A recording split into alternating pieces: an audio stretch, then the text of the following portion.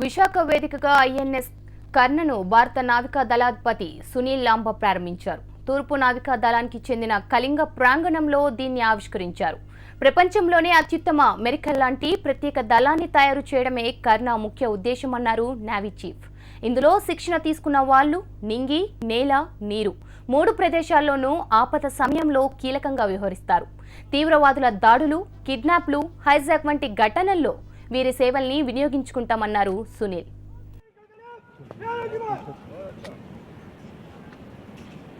Yeah.